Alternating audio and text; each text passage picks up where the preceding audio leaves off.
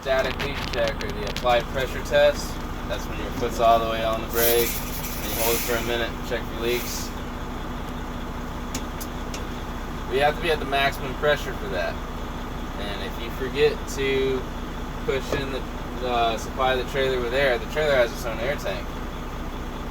You're supposed to be at maximum pressure. You turn off the truck and then you remember to push this in. The needle's going to drop like 20 psi. So you just take a whole bunch of air, send it back to the trailer.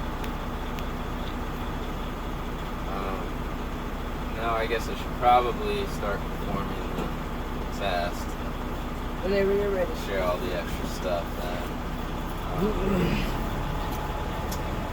I know your paperwork says raise the idle to like 1200 RPMs.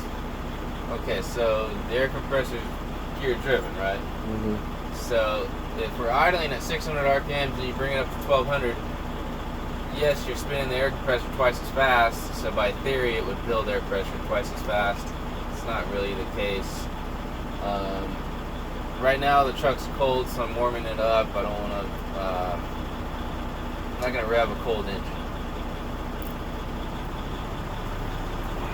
So we'll help it out a little bit. This is your high idle. It'll prevent the truck from shutting off after 3 minutes. So these cruise control buttons here, there's an on button, and then right below it says accelerate. Just hold it until it stops rising.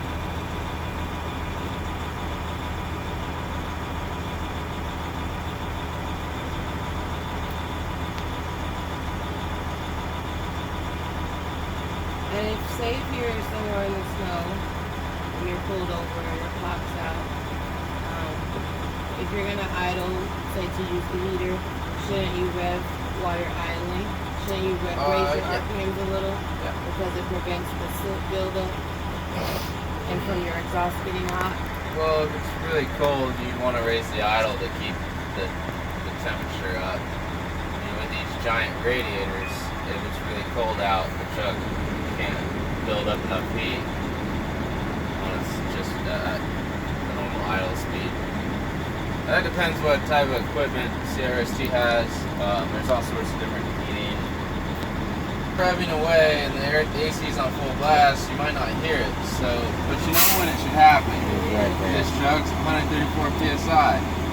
So, I'm gonna say my governor cut out at 134 psi. This is a good test because the governor cut out before 140 or no higher than 140. So I just repeat what it is. All you need is one solid push on the brake. So all the way down, and I guarantee you we'll reach governor cut in. As soon as it rises, that's when the governor cuts in.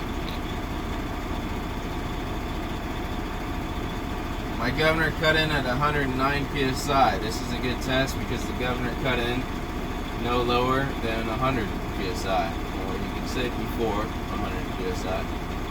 So the next test is the maximum, back up to maximum pressure for the applied pressure test.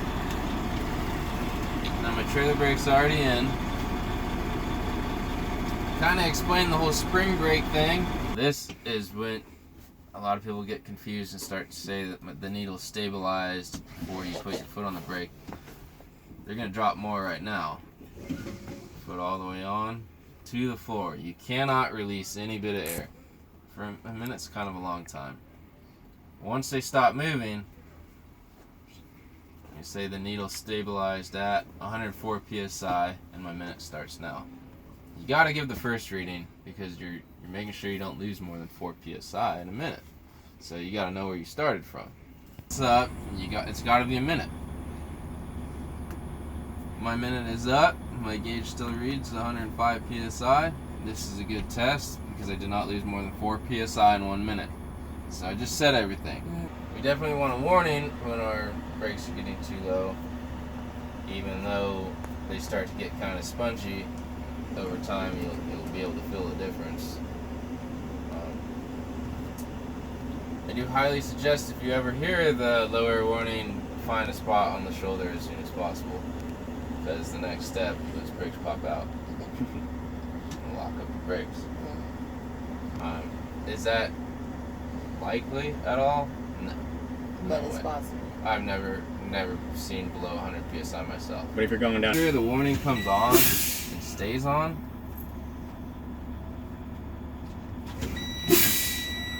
So the low air warning came on at 63 psi.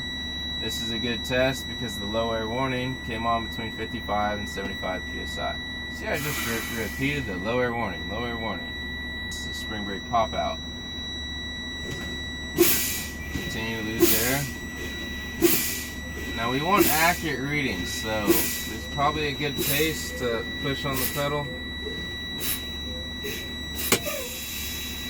Now I wasn't watching them, I was watching the gauge. It's not that hard to tell if they both popped out. The trailer most likely will always pop out first. Oh,